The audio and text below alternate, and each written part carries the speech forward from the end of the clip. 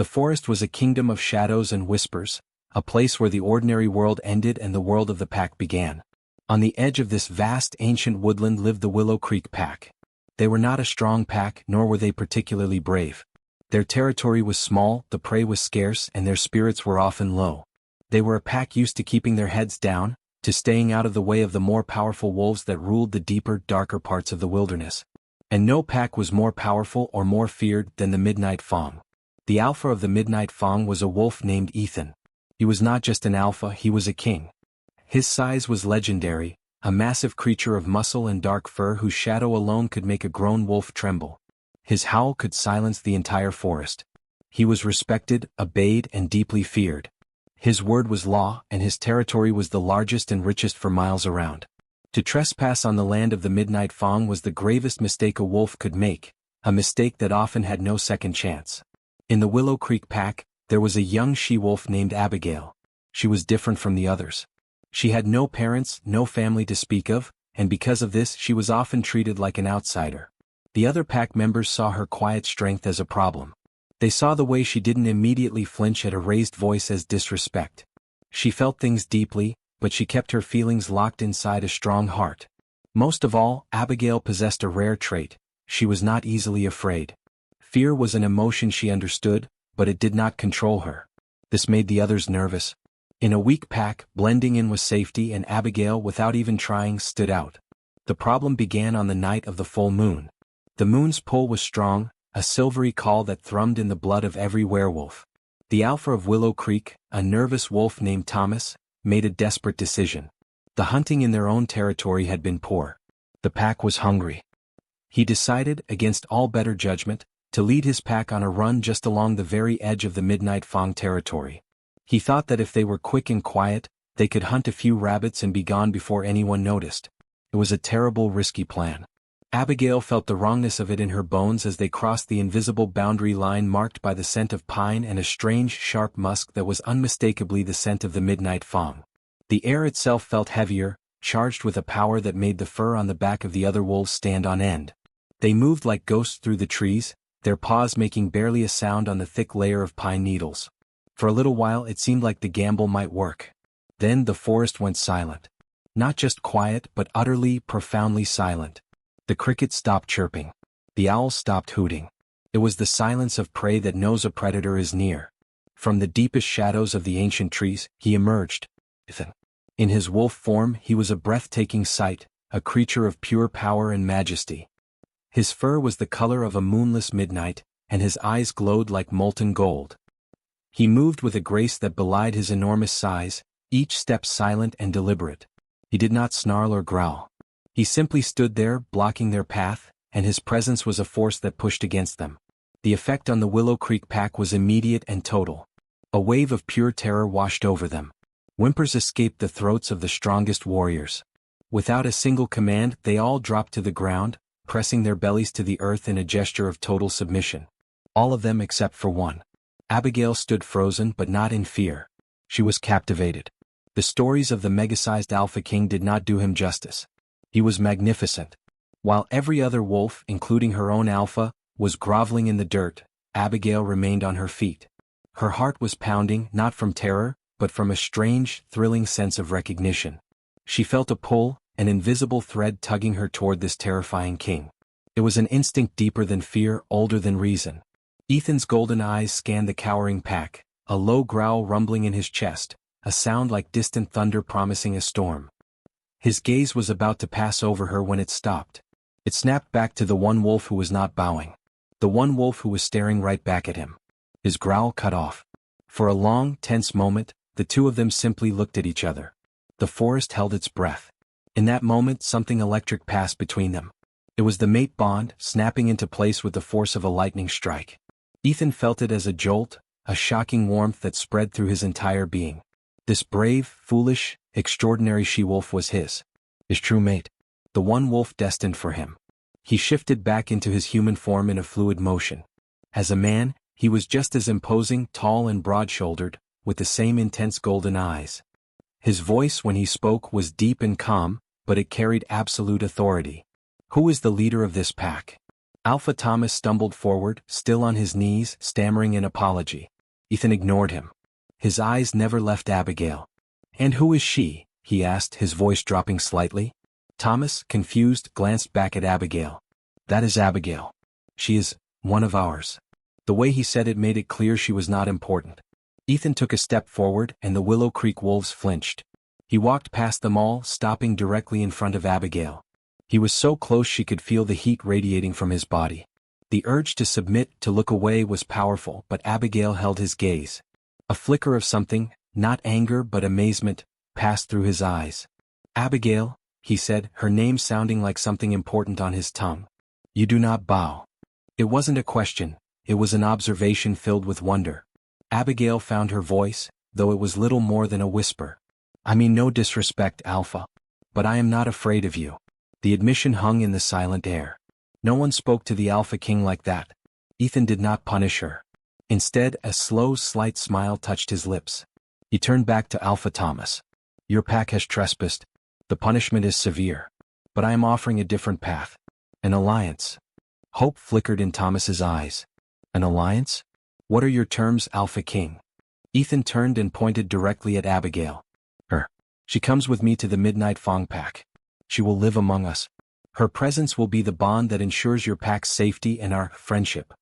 The words were formal, but his meaning was clear. He was claiming her. Abigail's mind was reeling.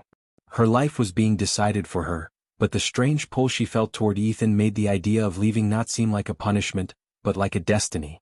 She was being taken from the only home she had ever known, but for the first time she felt like she might actually be going home.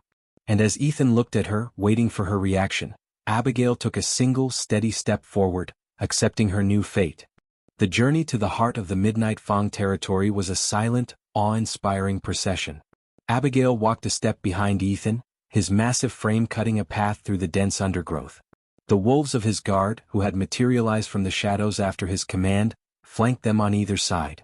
They were silent, their movements perfectly synchronized, their eyes constantly scanning the forest. They did not look at Abigail with curiosity or malice, but with a blank, professional detachment that was somehow more intimidating than open hostility. The air grew colder, the trees taller and older, as if they were walking back in time to an age of giants and legends. The scent of the pack, that sharp, powerful musk, became so thick it was like breathing in the forest itself. They arrived as the first light of dawn began to filter through the canopy.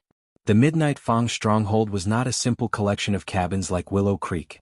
It was a fortress built into the side of a mountain, constructed of dark gray stone and ancient, weathered timber.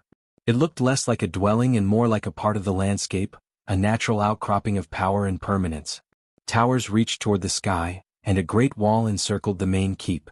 As they passed through the heavy, iron-reinforced gates, Abigail felt the weight of countless eyes upon her. The courtyard was vast, filled with wolves going about their morning duties. The clang of a blacksmith's hammer, the murmur of voices, the scent of baking bread, it was a bustling, vibrant community, but the moment Ethan entered, a hush fell. Every wolf stopped what they were doing and bowed their heads. The respect was absolute, but Abigail, with her keen sense of emotion, could feel the undercurrent of fear that accompanied it. They obeyed their king, but they did not love him. Ethan led her into the great hall, a cavernous room with a vaulted ceiling where a fire roared and a hearth large enough to stand in. "This is your home now, Abigail," he said, his voice echoing slightly in the vast space. He gestured to a stern-looking she-wolf with streaks of gray in her hair. "This is Clara. She will see to your needs. You are my guest. You may go anywhere you wish, but I would advise you to stay within the inner walls until you are accustomed to our ways." His tone was not unkind, but it was formal, distant. He was the Alpha giving orders, not the man who had looked at her with wonder in the moonlight. Before she could ask a question, a warrior approached him, speaking in a low voice about a border dispute. With a final, unreadable glance at Abigail, Ethan turned and walked away, consumed once more by the duties of a king. Clara showed Abigail to her room. It was nothing like the small, drafty hut she had known in Willow Creek. This room was large, with a real bed piled high with furs and a window that looked out over the misty mountains. The stone walls were hung with tapestries. It was beautiful, but it felt cold and empty, like a gilded cage. Over the next few days, Abigail tried to settle in. She ate her meals in the great hall, sitting alone at a long table. The other pack members would glance at her, their whispers like the rustling of dry leaves. They knew she was from Willow Creek. They knew the alpha had brought her back. They called her the charity mate, a pity choice from a weak pack. Their stares were not welcoming. They were assessments, judgments passed by wolves who saw strength as the only virtue. The loneliness was a physical ache in Abigail's chest. She missed the familiar, if unfriendly, faces of Willow Creek. Here she was utterly alone. Ethan was always busy. She would catch glimpses of him across the courtyard, surrounded by his advisors, or hear his voice issuing commands from his study. He was a whirlwind of responsibility, a king constantly tending to his kingdom. When they did pass each other, he would nod, his golden eyes holding a complexity she couldn't decipher, a mix of curiosity and a heavy burden. He was keeping his distance, and Abigail didn't know if it was for her protection or because he already regretted bringing her here. One afternoon, unable to bear the whispering in the hall any longer, Abigail wandered down a deserted corridor. She pushed open a small half-hidden wooden door and found herself in a forgotten courtyard. It was not a training ground or a practical space. It was a garden. But it was a wild, untamed garden. Ivy choked the statues of forgotten heroes, and a fountain in the center was dry and filled with moss. Yet, flowers grew in rebellious bursts of color between the cracks in the stone. It was a place of quiet beauty, a secret refuge. This became her sanctuary. She would come here every day, sitting on the edge of the dry fountain, simply breathing in the solitude. It was here that Ethan found her several days later. The sun was setting, casting long shadows through the ruined garden.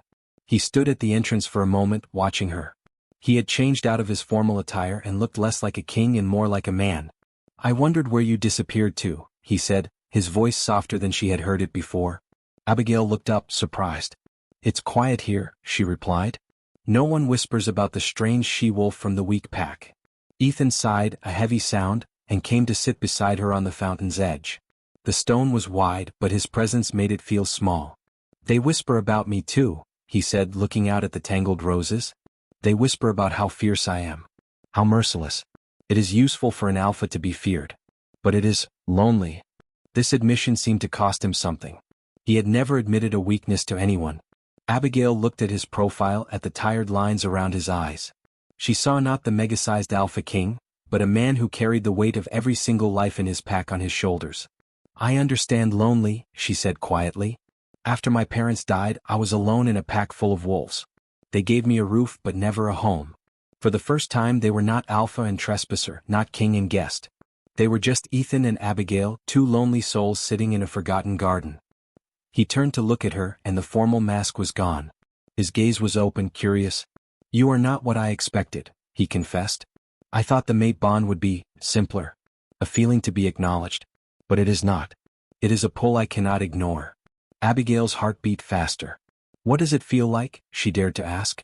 Ethan was silent for a long moment. "It feels like finding a part of myself I never knew was missing. And it is terrifying." In that shared confession, in the quiet of the dying day, a real connection began to bloom, fragile and delicate as the flowers growing between the cracks in the stone, stronger than it looked. The quiet understanding that began in the garden did not magically erase the challenges Abigail faced. If anything, it made the whispers in the great hall a little louder, the stares from the other she-wolves a little sharper. They had noticed the change. They saw the way the alpha would sometimes seek her out in the evening, and the way they would walk together along the high walls, talking. The respect Ethan commanded was absolute, but jealousy was a poison that could seep into even the most loyal of hearts. The leader of this discontent was a warrior named Marcus. He was one of Ethan's most trusted fighters, strong, proud, and fiercely protective of the pack's reputation. In his eyes, Abigail was a stain on that reputation.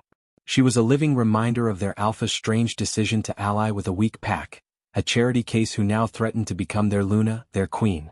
Weeks turned into a tense routine for Abigail.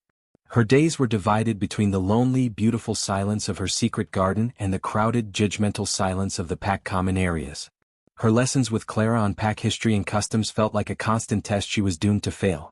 The only bright spots were her moments with Ethan. They were still formal in public, but in private, during their walks or by the fire in his study, the walls came down. He began to share the burdens of leadership with her, not asking for advice, but simply talking, as if speaking the problems aloud helped him solve them. He told her of border skirmishes with a rival pack called the Shadow Claw, of disputes over hunting grounds, of the endless responsibility of keeping hundreds of wolves safe and fed. Abigail, in turn, told him about life in Willow Creek, about the subtle ways a pack can be weak not from lack of strength, but from lack of heart. She spoke of kindness and fairness, concepts that Ethan understood as strategies, but not as foundations.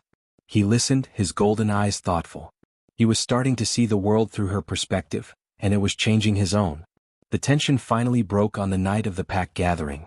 It was a monthly tradition where every wolf, from the highest warrior to the youngest pup, would gather in the great hall to hear the alphas address and discuss pack matters. The hall was filled with noise and life. Abigail sat near the front, a place of honor that felt more like a seat of judgment. Ethan spoke of strength, of unity, of the growing threat from the Shadow Claw. His voice was powerful and commanding, and the pack responded with growls of approval and thumps of fists on tables. Then, as the meeting was winding down, Marcus stood up. The hall fell silent. Everyone knew Marcus, and they knew his tone meant challenge. "Alpha," Marcus began, his voice ringing with false respect. "We have heard your words of strength. We are the Midnight Fong, the strongest pack in the mountains. Our enemies tremble at our name." He paused, letting his words hang in the air. Then he turned his gaze directly to Abigail. "But strength must be reflected in all things, especially in the one who stands by our alpha's side. How can we, the mighty, have a Luna who comes from a pack of cowards? How can she lead us? How can she inspire our warriors?" He took a step forward, his chest puffed out. "I challenge her right to be our future Luna. I demand the right of combat to defend the honor of this pack." A collective gasp rippled through the hall. The right of combat was an ancient, brutal law. To defend his mate's honor and his own decision, Ethan would have to fight Marcus. And it was a fight to the death unless one yielded, but yielding before the entire pack was a shame that few warriors could bear. All eyes turned to Ethan. His face was a mask of cold fury.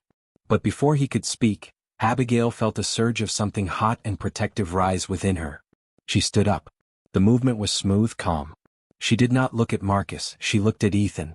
"Alpha," she said, her voice clear and steady, cutting through the tension. "The challenge is against me. May I speak?" Ethan, his eyes burning with a dangerous light, gave a sharp nod. Abigail finally turned to face Marcus. She saw not a warrior but a frightened wolf trying to protect what he knew. "Marcus," she said, "you question my strength. You see only where I came from, not who I am. You are right that a Luna must inspire. But inspiration does not only come from the sharpest claw or the loudest growl. It comes from loyalty. It comes from a heart that beats for the pack." She then looked out at the sea of faces. "I may not have been born here, but I choose to be here. My loyalty is to Alpha Ethan and to the Midnight Fong. That is my strength." Her words were met with silence. Some wolves looked thoughtful, others, like Marcus, looked scornful. Her speech had not been enough. The law was clear. Marcus sneered. "Pretty words. But this pack was built on strength, not pretty words. The challenge stands." Ethan rose to his full height. The air crackled with his power. "The challenge is accepted," he growled, his voice like rolling thunder. "We fight at dawn." The meeting was over. As the pack filed out, buzzing with excitement and fear, Ethan approached Abigail. The anger was gone from his eyes, replaced by a deep, unwavering certainty. "Do not worry for me," he said softly, his hand gently touching her arm. It was the first time he had initiated contact, and a jolt, warm and powerful, shot through her. "Before tonight I would have fought for my pride. Now I fight for you. And that makes me stronger than Marcus can possibly imagine." In that moment, Abigail was not afraid. She believed him. She trusted him completely. The sound of that trust was louder than any challenge, and it filled the great hall long after everyone had left. The night before the duel was the longest of Abigail's life. The fortress, usually so full of echoing life, was preternaturally quiet, as if the very stones were holding their breath. Sleep was impossible. Each time she closed her eyes, she saw the fierce determination on Marcus's face and the cold, deadly promise in his eyes. She replayed the moment in the great hall over and over, wondering if she could have said something different, done something to prevent this. Guilt was a heavy blanket smothering her. She had brought this upon them. Her presence, her difference, had stirred a pot that had now boiled over into violence. She paced her room, the luxurious furs and fine tapestries feeling like decorations in a prison cell. She was the cause of a fight that could end a life, that could fracture the pack she was supposed to one day lead. The weight of it was crushing. A soft knock on her door made her jump. She opened it to find Ethan standing in the corridor. He was not dressed for sleep, nor was he in his formal alpha attire. He wore simple, dark clothes, and his face was etched with a gravity that was different from his usual commanding expression. This was a private worry. "I thought you might be awake," he said, his voice low. "May I come in?" She nodded, stepping aside. He filled the space of her room, his presence both comforting and intense. He didn't sit but stood by the window looking out at the moonlit mountains. "You are blaming yourself," he stated, not as an accusation but as a simple fact. Abigail wrapped her arms around herself. "How can I not? If I had never come here, this wouldn't be happening. Marcus would still be your loyal warrior." Ethan turned from the window, his golden eyes capturing hers in the dim light. "Marcus challenged me, not you. He challenged my judgment. He challenged the future I choose to build. This was always a possibility. A pack is like a forest. It needs storms to clear out the deadwood and make room for new growth." He took a step toward her. "But that is not why I am here. I am not here to talk about Marcus." He was close enough now that she could feel the warmth of him, could see the flecks of lighter gold in his eyes. "For my entire life I have been the alpha. First in training, then in truth. Every word I speak is measured. Every action is calculated for the good of the pack. I have never had a moment that was just for me. I have never had someone to stand with me just as me. Not the king but the man." He reached out, his fingers gently brushing a strand of hair from her forehead. The touch was electric, sending a shiver through her entire body. It was the first truly tender contact they had shared. "When I am with you, Abigail, the weight of the crown feels lighter. When I am with you, I am not just responsible for everyone, I feel seen by you. You look at me and you do not see a title. You see the man I am and the man I wish I could be. You make me want to be better. Not just stronger but kinder. Wiser." His confession hung in the air between them, more intimate than any touch. Abigail's breath caught in her throat. All her fear and guilt melted away, replaced by a surge of emotion so powerful it brought tears to her eyes. This fierce, majestic, lonely king was baring his soul to her. "Ethan," she whispered, her voice trembling. She placed her hand over his, where it rested against her cheek. "I was so alone in Willow Creek. I felt like a ghost. But here with you I feel more real than I ever have. You see a strength in me that I didn't know I possessed. You make me feel brave. You make me feel like I am home." The word home seemed to break the last of the barriers between them. Ethan's other hand came up to cradle her face. His gaze dropped to her lips, and the question in his eyes was clear and full of a desperate hope. Abigail answered it not with words, but by rising onto her toes and closing the small distance between them. Their first kiss was not a clash of passion, but a slow, profound discovery.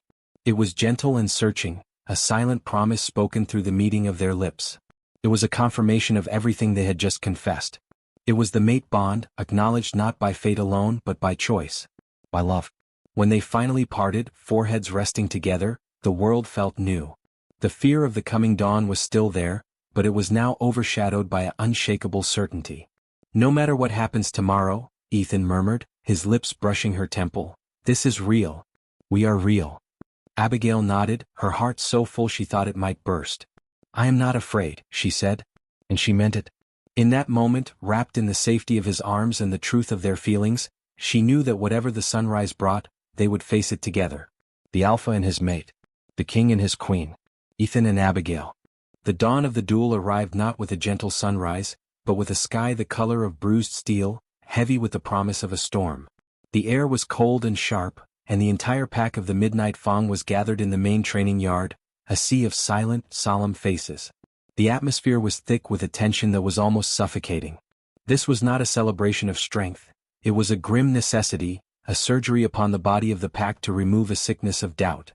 At one end of the cleared circle stood Marcus, his body coiled and ready, his face a mask of grim determination. He believed he was saving his pack from weakness. At the other end stood Ethan.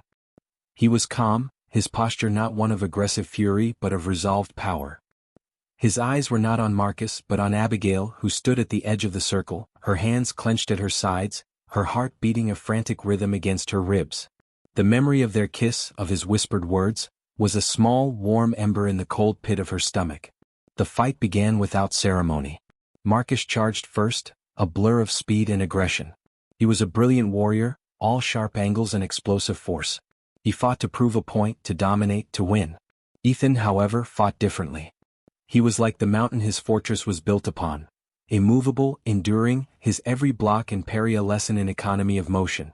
He did not attack with blind rage, he defended, he waited, he studied. The clash of their bodies was a thunderous sound in the quiet yard. It was a brutal, breathtaking dance. Marcus landed a few blows, but they seemed to have little effect on the Alpha King. Ethan's strength, fueled by his new connection to Abigail, was immense. He moved with a certainty that seemed to unnerve Marcus. The longer the fight went on, the more desperate Marcus became, his attacks growing wilder, less precise. Finally, Ethan saw his opening. With a move too fast to follow, he disarmed Marcus, sending the warrior stumbling to the ground. Ethan stood over him, his chest heaving, his power radiating like heat from a forge. The law gave him the right to finish it. The pack waited breathless. Marcus, defeated and expecting death, closed his eyes. But Ethan did not strike. Instead he took a step back. His voice, when he spoke, echoed across the yard, not in a roar, but in a clear, commanding tone that carried to every single wolf. "I do not kill my own pack for disagreeing with me," he declared. "I kill our enemies. Marcus, your loyalty to the strength of this pack is not in question. But your vision is narrow. True strength is not just in the muscle but in the heart. It is in the ability to adapt, to accept new kinds of strength. To be merciful." He extended a hand to the fallen warrior. "Your strength is needed, Marcus. But it must serve the whole pack, not just your idea of it." The act of mercy was more shocking to the pack than any killing blow would have been. Marcus, humbled and awestruck, took Ethan's hand and was pulled to his feet. He bowed his head, a gesture of true submission, not born of fear but of respect. A ripple of approval moved through the crowd. But fate, it seemed, was not yet finished testing them. At that very moment, a sentry's howl tore through the air, a sharp, urgent warning of an attack. From the tree line, a horde of wolves from the rival Shadow Claw pack surged into the open yard. They had been waiting for this moment of internal distraction. Chaos erupted. The Midnight Fang pack, still reeling from the duel, scrambled to defend their home. The battle was fierce and immediate. Ethan shifted into his mighty wolf form in a flash of dark energy and plunged into the fray, a force of nature cutting a path through the invaders. But the enemy was cunning. Their alpha, a grizzled wolf with a scar across his muzzle, had seen the true source of Ethan's newfound power. While Ethan was engaged with 3 warriors at once, the Shadow Claw alpha circled around, his sights set on Abigail. He knew that harming the mate would shatter the alpha's focus. He lunged for her, jaws wide. Abigail saw him coming. A paralyzing fear gripped her, but it was quickly burned away by a surge of protective fury. This wolf was threatening her mate, threatening her new home. Without a second thought, she shifted into her own wolf form, a beautiful creature of silver and gray, and met his charge not with flight but with fight. She was not as large or as experienced, but she was fueled by a love so powerful it made her fearless. She dodged his first lunge and sank her teeth into his flank. It was enough to distract him, enough to make him roar in pain and surprise. That roar caught Ethan's attention. He turned and saw Abigail, brave and magnificent, holding her own against the enemy alpha. A sound ripped from his throat, a howl of such primal rage and pride that it shook the very foundations of the fortress. He tore across the yard and slammed into the Shadow Claw alpha with the force of a meteor. Together, Ethan and Abigail fought side by side, their movements perfectly in sync, as if they had trained together for a lifetime. It was the living embodiment of their bond. He was her strength and she was his heart. Together they were unstoppable. They defeated the enemy alpha, driving the rest of the Shadow Claw pack into a panicked retreat. Silence returned to the yard, broken only by the heavy breathing of the victorious wolves. The pack gathered around their alpha, their eyes wide with awe. They had not only seen his immense power, but they had seen her courage. They had seen their future Luna risk her life for them. Ethan, still in his wolf form, turned to Abigail. He nudged her gently with his head, a wolf's gesture of affection and unity. Then he threw his head back and let out a long, triumphant howl, a song of victory, of love, of a united pack. One by one, every single wolf of the Midnight Fang joined the howl, their voices rising into the sky, now clearing to a brilliant blue. It was a sound of acceptance. It was a sound of loyalty. It was the sound of a pack welcoming its queen. As the howl faded, Ethan and Abigail shifted back to their human forms. He stood before his pack, his arm around Abigail's shoulders, holding her close. "You have seen 2 kinds of strength today," he announced, his voice ringing with conviction. "You have seen the strength of my mate Abigail. Not strength born of a mighty pack but strength born of a loyal heart. That is the strength that will lead us into a new era. That is your Luna. The pack erupted in cheers, howls, and stomps of approval. The doubt was gone, replaced by a fierce, unwavering loyalty. In the days that followed, the fortress was no longer a place of cold stone and whispers for Abigail. It was truly her home. She and Ethan ruled together, a perfect balance of power and compassion. The lonely king had found his heart, and the orphan she-wolf had found her family. Their love had not just saved them, it had forged a legend, a story that would be told for generations, about the mega-sized alpha king and the brave she-wolf who was not afraid to love him. And so, their story finds its happy ending, a new beginning under the moon where they first met. But the world of the packs is vast, filled with many more stories waiting to be told. Stories of adventure, of mystery, of love found in the most unexpected places. If you enjoyed following the journey of Abigail and Ethan, and you want to get lost in another tale just like this one, make sure to subscribe to the channel. A new story is just around the corner and you won't want to miss it.